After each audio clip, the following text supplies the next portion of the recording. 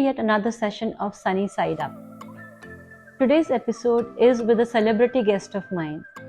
He has acted in few Bollywood movies, the most recent being The Kashmir Files.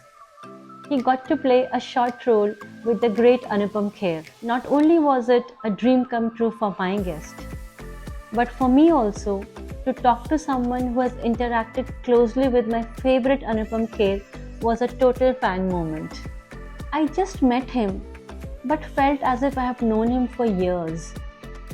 जितना मीठा वो गाते हैं, उतनी ही मीठी उनकी बोली और उतना ही मीठा उनका स्वभाव। चलिए मिलते हैं अतुल बिश्नोई जी से। Namaste Atul, a very good afternoon and thank you so much for joining me on Sunny Side Up. Really humbled, honored. आपके मैं YouTube पे आपकी वो कहानियां सुनती हूँ और आपकी आवाज की मैं बहुत बड़ी फैन हो गई हूँ. So thank you so much for joining me. Thank you Sunita ji, thank you very much. और मुझे आपने इस लायक समझा कि आप मेरा इंटरव्यू लेंगी. That is very encouraging thing for me at least. और ये भी अच्छी बात है कि आप मेरी कहानियां सुनती हैं. तो अब आप जो भी मुझसे पूछना चाहते हैं पूछ सकते हैं. You're welcome. ठीक है. So शुरुआत करते हैं आपके बचपन से. तो वहाँ की कुछ बातें बताइए. तो मेरा बचपन के 5th क्लास से लेके 4th क्लास से कहें 9th तक मैं भूटान में मेरा बचपन बीता. और वो यादें जो हैं वो बहुत नॉस्टैल्जिक बिल्कुल ऐसी हैं जो मुझे कभी भी छोड़ती नहीं है. भूटान की याद करूं तो मुझे कि जो सीनरीज हैं वो बिल्कुल एक तरह से they are live in my memory. और वहाँ की जो फ्रेग्रेंस है, वहाँ की वेजिटेशन की, फॉरेस्ट की, बारिश की, जमीन की, वो अभी भी मेरे आई कैन स्मेल दैट. अपने शौक धीरे धीरे डेवलप होने शुरू हुए. मुझे संगीत का शौक होना शुरू हुआ. तो वहीं पर एक मिस्टर भट्टाचार्य हुआ करते थे. He was a very good singer and really knowledgeable singer जिसे कहते हैं. तो उन्होंने देखा कि भाई अतुल के अंदर जो है गाने का बड़ा ललक रहती है, तो इसको बुलाते हैं. तो उन्होंने मेरे फादर से रिक्वेस्ट की कि एवरी संडे आप इसको मुझे हमारे घर में छोड़ दिया करें सुबह 10-11 बजे. तो फिर वो 1-2 घंटा मेरे को संगीत की बेसिक्स सिखाते थे. की सिखाई हुई सारी चीजें मुझे अभी तक पूरी, जिसको कहते हैं ना, कंठस्थ है बिल्कुल. मेरे अंदर एक तरह से समा गई. तो वो बड़ा अच्छा मेरे लाइफ का एक पीरियड था और जो मुझे बहुत दिल के करीब है मेरे. और मन बहुत करता है कि मैं वहां जाऊं, एक बार फिर से जरा देख के आऊं जो जगह जहां हम रहा करते थे वो अब कैसी हैं. तो I really love that place. The best part of Bhutan is that they are the only country which has a Ministry of Happiness. Yeah. Yes. Yeah, Ministry of Happiness. Yes. तो वो उसको किसी तरह से उन्होंने अपने ह्यूमन लाइफ को value करते हुए और इकोसिस्टम को रिस्पेक्ट देते हुए एक कॉम्बिनेशन बना के उन्होंने अपने रूल्स ऐसे फॉर्म किए हैं. They are really praiseworthy. बिल्कुल बिल्कुल. चलिए, सो मतलब आपका बचपन तो बहुत अच्छा बीत रहा है भूटान में. और मैं तो कहूंगी कि लकी यू कि इतनी खूबसूरत जगह पे आपने अपने बेस्ट पीरियड को बिताया है. एब्सोल्युटली. ओके, चलिए तो अब आगे बढ़ते हैं. अब आप कह रहे थे अब दिल्ली आए इसके बाद? नहीं, इसके बाद एक्चुअली मेरे फादर उस टाइम रिटायर हो गए. तो we came back to our home town Dehradun. अच्छा. तो देहरादून में then I started my school again in 9th class I think. तो 9th क्लास से फिर मैं यहाँ पर पढ़ा. वो भी बड़ा अच्छा पीरियड था. क्योंकि वहाँ मेरी दोस्ती एक लड़की से हुई और वो दोस्ती आज कायम है। मेरी अर्धांगिनी है, मेरी वाइफ है। हमारा छोटा सा एक बैच था, बहुत कम बच्चे थे उसमें, 16-17 बच्चे होते थे। तो बस वो इतना सब में बॉन्डिंग है कि अभी भी हम लोग सभी व्हाट्सएप ग्रुप में अपना सबके साथ हैं, और कभी कभी जब मौका मिलता है तो मिल भी लेते हैं। तो वहीं पर मेरी वाइफ से मेरी मुलाकात हुई, और then later on things developed and we got married also. Wow, how nice is that to find your life partner at such a young age. मतलब आप Yes. क्या रहे होंगे, 16-17 मतलब 15-16 साल के रहे होंगे मुश्किल से तब। हाँ हाँ, ऐसे ही थे, ऐसे ही थे। यार चाइल्डहुड। 22-23 साल की उम्र में तो शादी भी कर ली थी हम। अच्छा। As I joined, yes, I joined National Insurance Company, and immediately when I joined, then first thing was that we got married. तो अच्छा, अब ये बताइए, अब आप देहरादून आ गए हैं तो आपके म्यूजिक का क्या हुआ है? वो पैशन कंटिन्यू हो रहा है या हाँ, आप? बिल्कुल। मेरे फ्रेंड्स कुछ ऐसे थे जो संगीत में रुचि रखते थे, तो we used to have daily almost weekly meetings, and we used to get together and sing for hours together, and और सबकी फैमिलीज में ही आते जाते थे। तो we had a very good circle. तो वो संगीत का शौक कायम रहा, और फिर वहां पर एक नया शौक डेवलप हुआ, वो था थिएटर का। तो थिएटर का मेरा जो था वो स्कूल में ही एक तरह से डेवलप हो गया था। वो भी बड़ा मजेदार सा किस्सा है। उसमें हमारे स्कूल में ही एक टीचर थे, मिस्टर अजय चक्रवर्ती। हमारे इलेक्ट्रिकल गैजेट्स का काम सिखाते थे।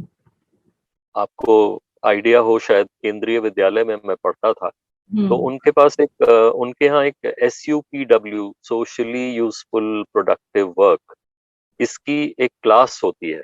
यस, मैं भी केंद्रीय विद्यालय की स्टूडेंट हूँ, तो मुझे SCPW पीरियड बिल्कुल अच्छे से याद है। हाँ जी। That's very nice. तो वो उसके टीचर थे, but he was a really very good artist. उनको दिल से वो बड़े अच्छे कलाकार थे, और बीइंग अ बंगाली, तो बंगाल में तो आर्ट एंड कल्चर इसका तो बहुत ज्यादा वो है। बिल्कुल। तो वो थिएटरिस्ट बहुत अच्छे थे। तो एक दिन उनके मन में आई कि भाई हम एनुअल फंक्शन में एक प्ले कराएंगे। तो वो एक किताब लेके हमारे क्लास में एंटर हुए, और सबको पकड़ाते गए वो किताब कि भाई इसमें से फलाना पैराग्राफ आप पढ़िए, ये अतुल तुम ये पढ़ो, फलाने तुम ये पढ़ो। तो उसके बाद जब सब कुछ हो गया, तो उन्होंने फिर एक अनाउंसमेंट की कि we are going to have a play, और आप लोग उसमें पार्टिसिपेट करेंगे, और this play is based on the life of Tipu Sultan.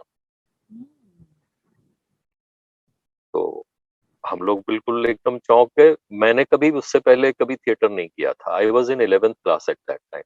Okay. तो बस उसी के उन्होंने मुझे लीड रोल दे दिया, वाह। टीपू सुल्तान का रोल। हाँ। तो वो जो उन्होंने हमारी वहां पर फिर वो अपनी जब क्लास का टाइम होता था उनका, तो वहीं पे उन्होंने एक छोटा सा स्टेज बना रखा था अपने ही क्लासरूम में, और उसी के ऊपर चढ़ के हम लोग 16 बच्चे प्ले इनेक्ट करते थे, रिहर्सल्स करते थे, और इतना डूब जाते थे हम लोग के मुझे पूरी 16 के 16 रोल्स बाय हार्ट याद थे। अरे बाप रे। और मुझे तो यहाँ तक उस प्ले का जो पहला डायलॉग मैंने बोला था वो भी मुझे अभी तक याद। अरे वाह, तो तो प्लीज सुनाइए। अच्छा, तो वो एक्चुअली टीपू सुल्तान के ऊपर कहानी थी। आपको पता ही है, उनके फादर का नाम हैदर अली था। हाँ जी। तो हैदर अली वो कहीं लड़ाई के मैदान में थे, और तब तक इनका कोरोनेशन नहीं हुआ था। He was still a prince. तो ये बड़े परेशान, बारिश हो रही है, और खूब भयंकर तूफान आ रहा है और उधर जो इनके अब्बा जान है वो वहाँ लड़ाई के मैदान में है, कोई खबर नहीं आई है, तो बड़े परेशान थे। तो ये चहलकदमी कर रहे हैं और इनके जो दीवान साहब हैं इनके साथ खड़े हुए हैं और बिजली कड़क रही है और ये सब उस टाइम जो पूरा सीन था वो उस तरह से था। और वो बोलते हैं उस टाइम,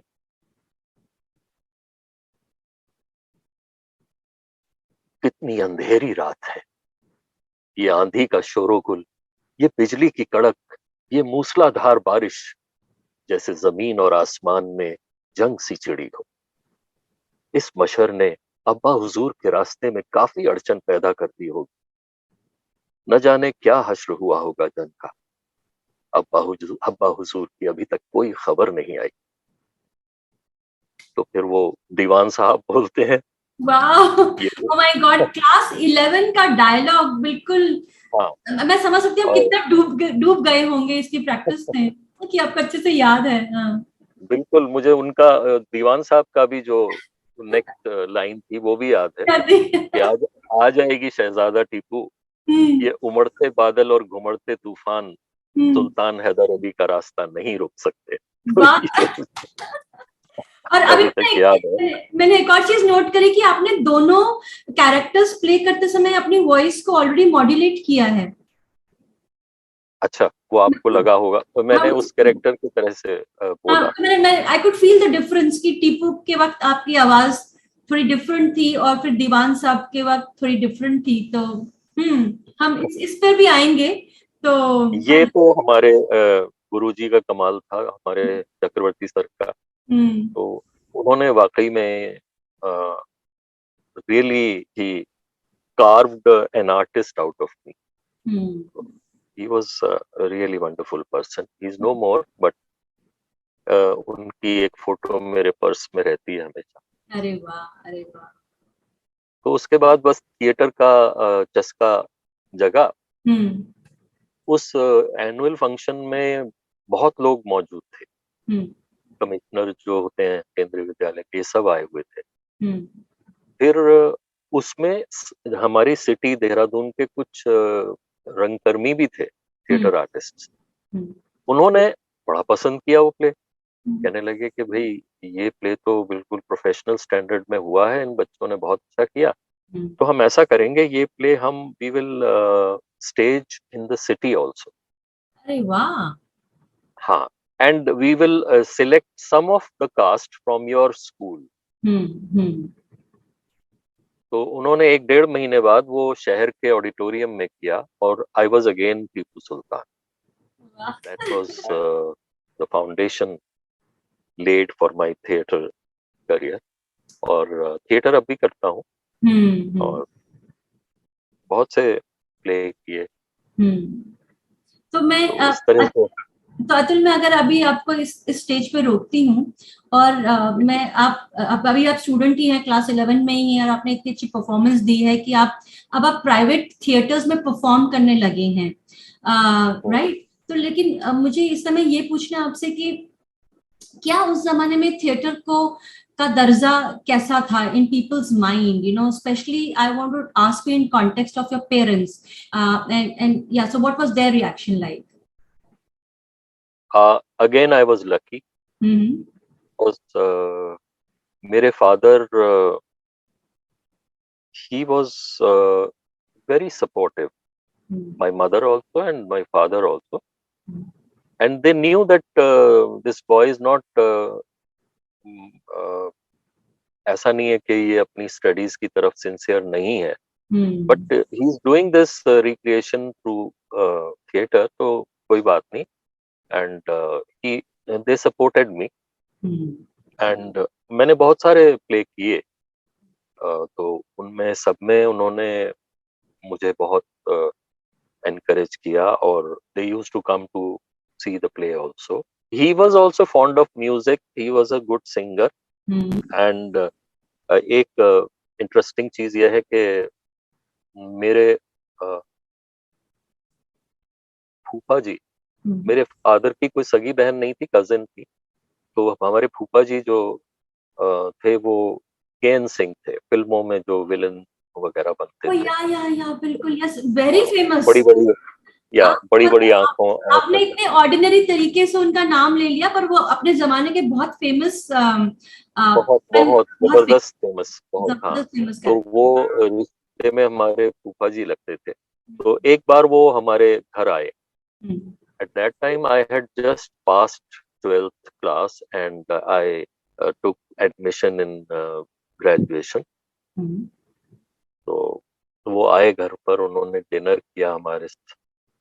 तो बैठ करके बातें हो रही थी, तो फादर ने कहा कि भाई ये अतुल को ना थोड़ा गाने वाने का भी शौक है, तो सुनाओ भाई, इन्हें सुनाओ। तो मैंने कुछ उनको गजलें और गाने सुनाए, 5-6 गाने सुनाए होंगे। बड़े खुश हुए वो। तो उन्होंने फादर को मेरे कहा, हरीश इसको 1 महीने के लिए मेरे साथ भेज दो।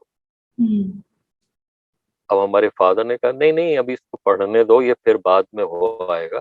हमारे पिताजी मान के नहीं दिए, कहने के नहीं नहीं कोई वो नहीं।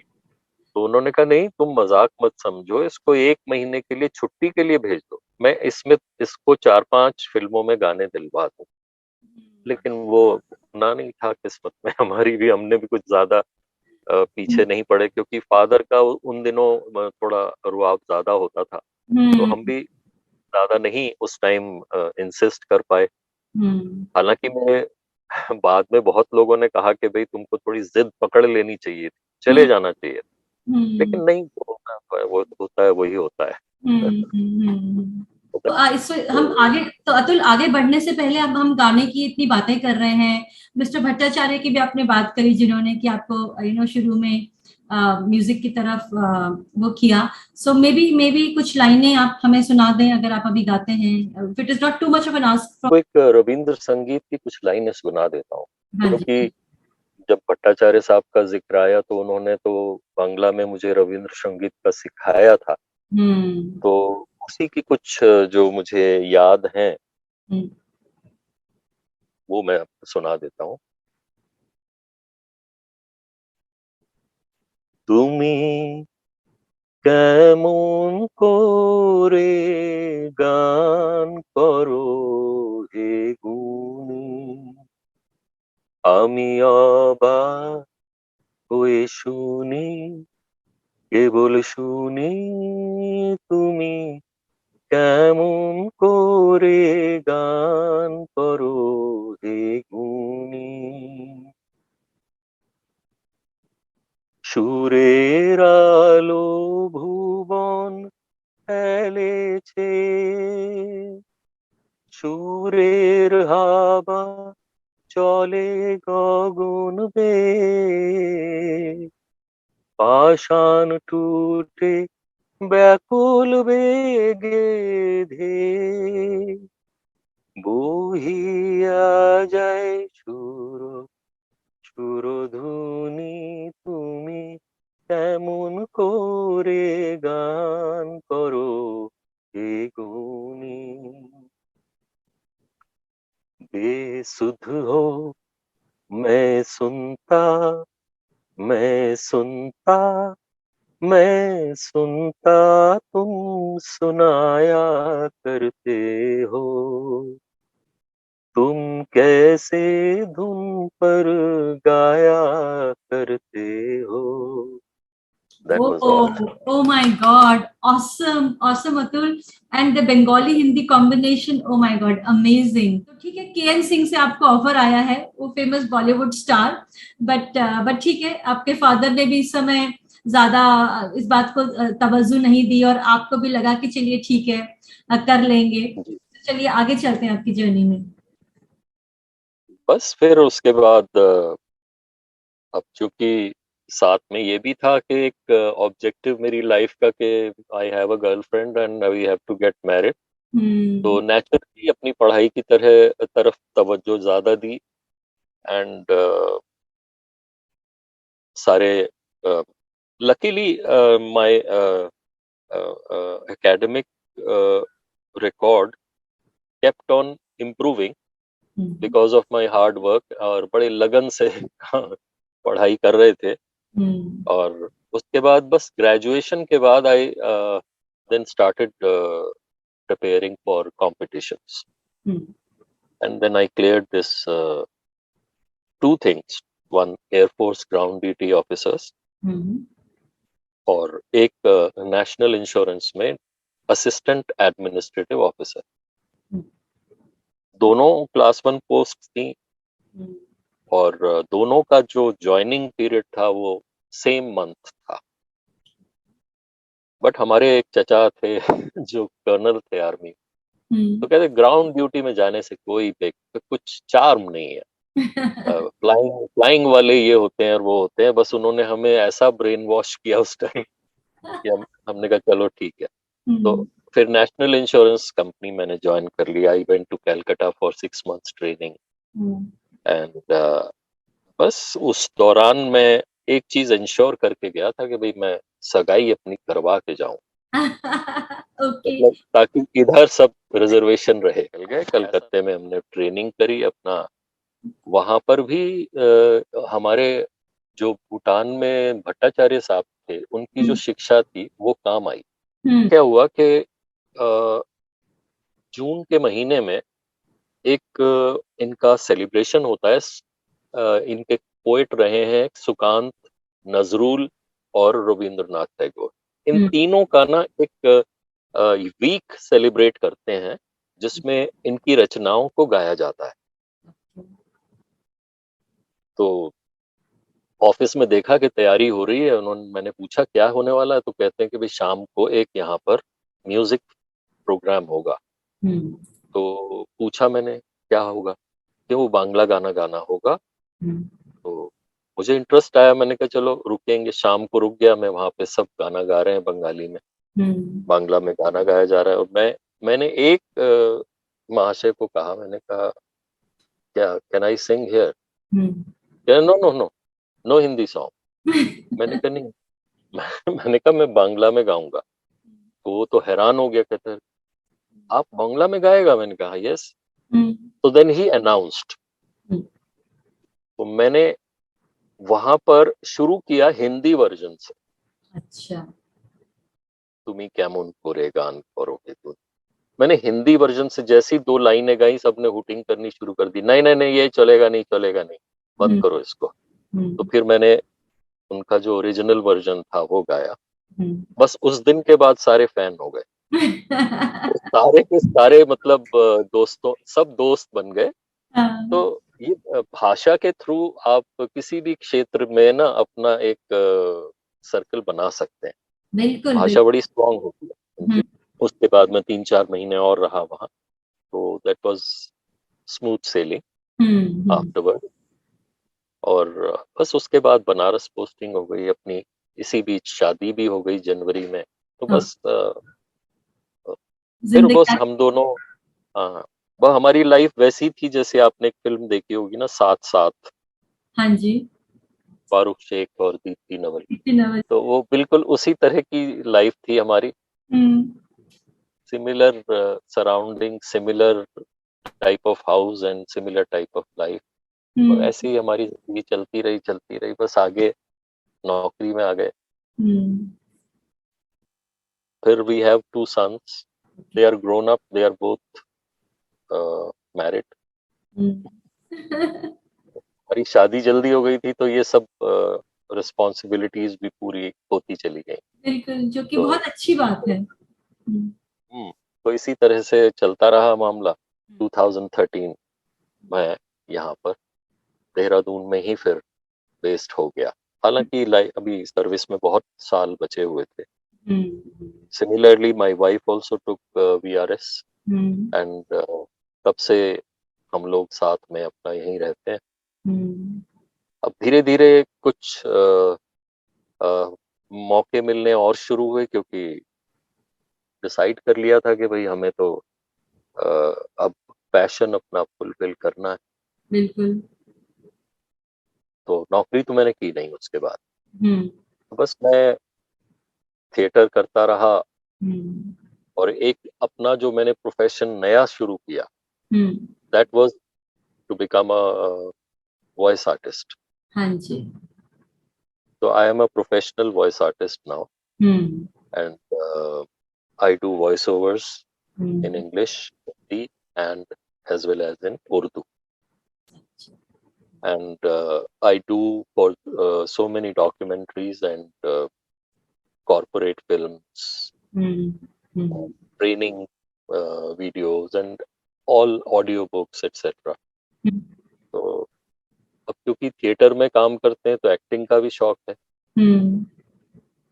तो देहरादून में आने का एक फायदा मेरे को ये हुआ कि अब यहाँ पर बहुत सारी फिल्म्स जो हैं वो शूट होने के लिए इस एरिया में आते हैं प्रोड्यूसर डायरेक्टर्स। बिल्कुल। हमारे जो चीफ मिनिस्टर हैं उन्होंने भी थोड़ा सा उनके लिए खोल दिया एक तरह से। तो they have so many advantages here to shoot in Uttarakhand. तो यहाँ पर ऑडिशंस बहुत होते हैं। तो पिछले 4-5 साल में मैंने 3-4 फिल्मों में भी काम किया, और अभी लेटेस्ट मैंने 2 फिल्मों में काम किया, एक द कश्मीर फाइल्स में और एक फॉरेंसिक में। तो कश्मीर फाइल्स में मुझे एक अच्छा रोल मिला होम मिनिस्टर का, सेंटर के होम मिनिस्टर का, and then I had opportunity to work with the great Anupam Kher and Mithun Chakraborty जी। अभी फॉरेंसिक एक राधिका आप्टे की फिल्म आई है, उसमें भी मैंने एक प्रिंसिपल का रोल किया। तो ये मेरे को एक नया आयाम मेरे लाइफ के साथ जुड़ा है।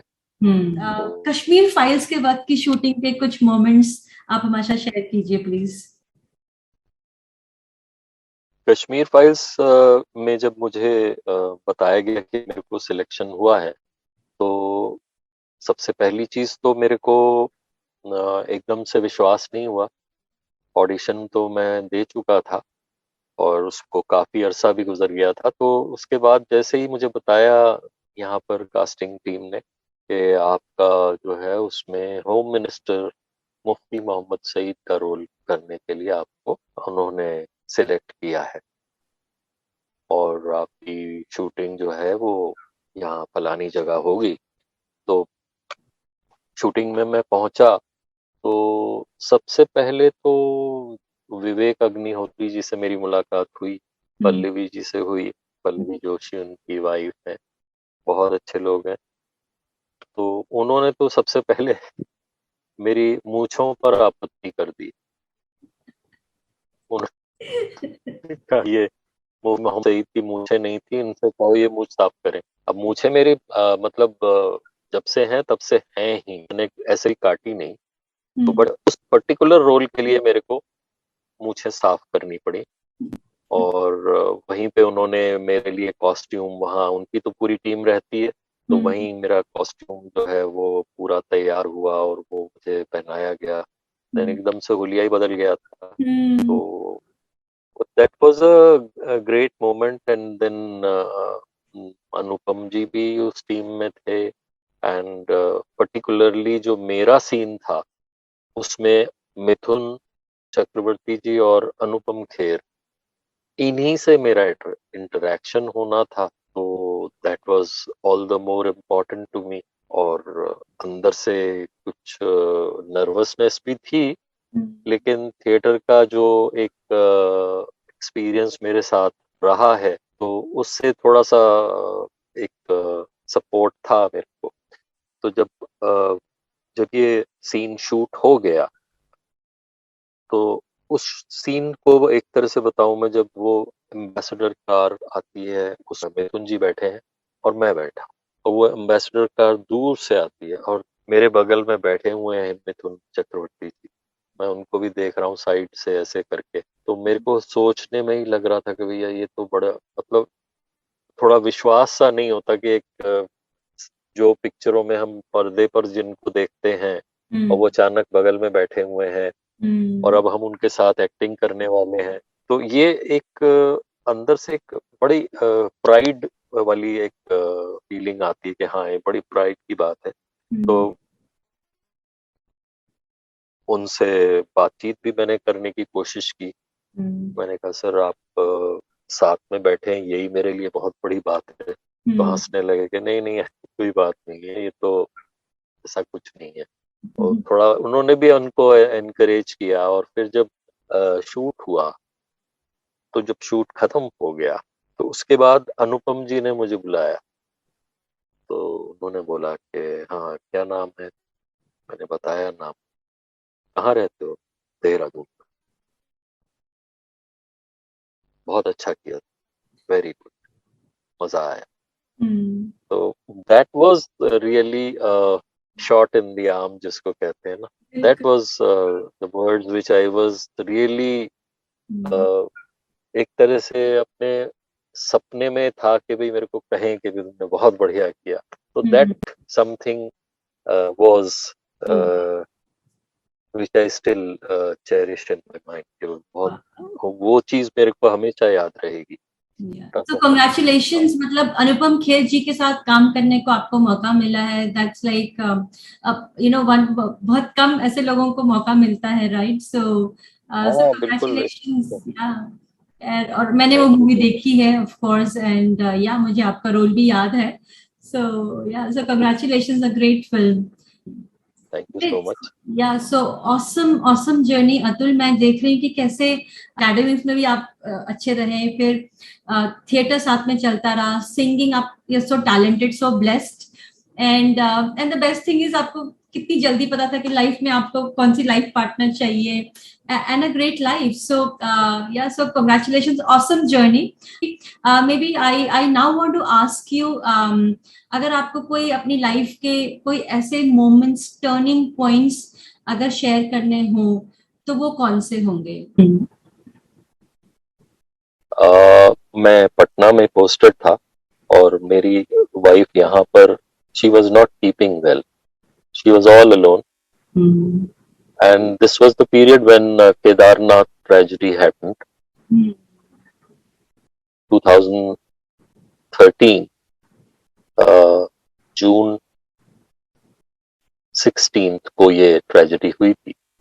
और that was the period when she was transferred to Uttarkashi, and the condition there was very very bad.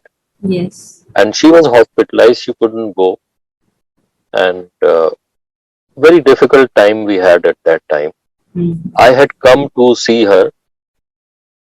My elder son was studying in Pune, my younger son was studying in Chandigarh, so all four of us were placed at 4 different places. और यहाँ जब मैं आया तो I was to return to Patna to resume my duty. बस बैठे बैठे अचानक बैठे बैठे ख्याल आया कि मैं क्यों जा रहा हूं। तो अपने आप से सवाल किया, मेरा जाना तो बनता ही नहीं है। यहाँ ये बीमार है, मैं वहां जाके करूंगा भी क्या? तो that was a very difficult time. और बस वो एक ऊहापोह जिसको कहते हैं, उथल पुथल दिमाग में वो हुई, और दिल ने मेरे यही कहा कि नहीं, छोड़ो, नहीं जाना। तो I decided, and with in 1 week I decided that now I will take VRS and I'll be here with my wife and I'll spend my rest of the life here only, pursuing my passion and being with her. तो बस ये मेरा एक last decision उसी time हुआ। मुझे पता नहीं कैसे हुआ, एक वो जिस कहते हैं ना कि एक बिजली सी चमकती है और एकदम से ख्याल आता है कि नहीं, वहां तो मेरी जरूरत ही नहीं है, यही है। बस उसी वक्त वो मेरा एक बहुत बड़ा टर्निंग पॉइंट था जिसमें मेरी जिंदगी एकदम से बदल गई।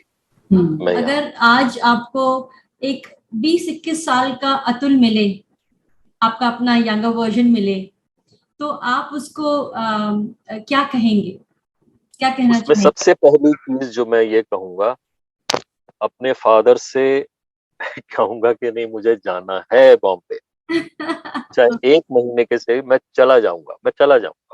अगर वो जरूर मैं करूंगा अगर मुझे ऐसा मौका मिलता है। एक बात तो जरूर मन में है कि हाँ, अगर वो होता तो उस टाइम, इवन मेरे बेटे कहते हैं कि पापा आपकी जगह हम होते ना तो हम तो चले जाते। मैंने कहा ठीक है। ऑसम जर्नी अतुल, बहुत मजा आया। आप जानते हैं कि I can just go on and on, but maybe I should now close the conversation. मैंने बहुत टाइम ले लिया आपका, लेकिन जाने से पहले मुझे मेरा एक छोटा सा सेगमेंट है which I call the Oscar speech. तो so that is your moment to thank people in your life जिन्होंने आपकी इस खूबसूरत जर्नी में कंट्रीब्यूट किया है। so the stage is yours and the mic is yours. जो भी जीवन मुझे मिला है उसके लिए मैं सबसे पहले अपने पेरेंट्स का धन्यवाद करना चाहता हूँ, जो उन्होंने मुझे जिस तरह से मुझे मेरी परवरिश की। हालांकि ऐसे मोमेंट्स थे जब मैं बहुत ऐश में था, बड़ी बढ़िया सी उन्होंने ऐश भी कराई, लेकिन जब मेरे सेटलमेंट का टाइम था उन्होंने मुझे बहुत सारा टेस्टिंग मोमेंट्स भी फेस करने के लिए दिए। तो I am really thankful to my father who taught me to value things in life, and I would thank my mother who taught me to be loving to all in life, to everyone, especially human beings and animals. और इसके साथ साथ मेरी wife Veena, जिन्होंने मेरे को हर moment पे, चाहे किसी भी तरह का मोमेंट हो, she always stood by my side and encouraged me for doing whatever I liked in life.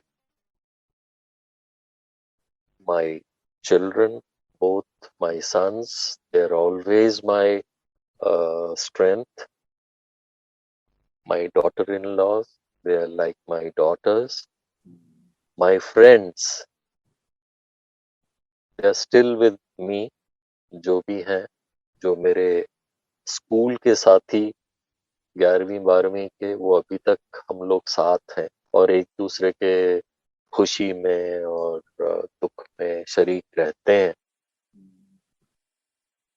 मेरे कोलीग्स में से मेरे कंपनी में एक ही दो लोग ऐसे हैं जो मेरे दिल के बहुत करीब हैं। तो ऐसे लोगों को मैं कभी भी भूल नहीं सकता, जिन्होंने मुझे इतने उतार चढ़ाव होने के बावजूद जिंदगी को ऐसे जीने में हेल्प की जैसे कि it is a smooth selling. कहीं पे कोई मुझे दिक्कत, I really don't repent anything so far in my life which I have lived, and I am really thankful to each one who has contributed to it for making me feel so.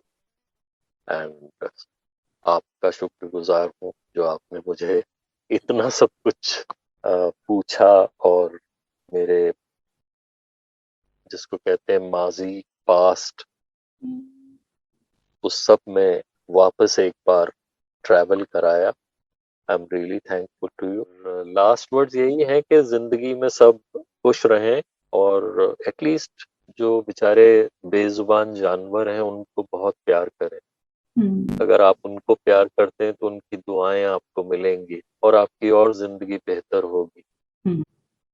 To please be kind to animals and love humanity and love peace. That's all. Thank you. So that was my conversation with आवाज के धनी अतुल बिश्नोई जी से।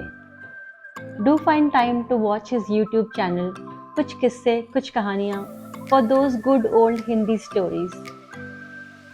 Atul has covered stories of writers like Harishankar Parsai, Premchand, और हाँ, बच्चों के लिए भी बहुत बेनिफिशियल होगा जो आजकल हिंदी में थोड़े तंग हैं। We already have the Kendriya Vidyalaya and Dehradun connection, so I hope to meet Atulji very soon. See you next Sunday with another story, another life journey. Until then, look up at Sunny Side Up.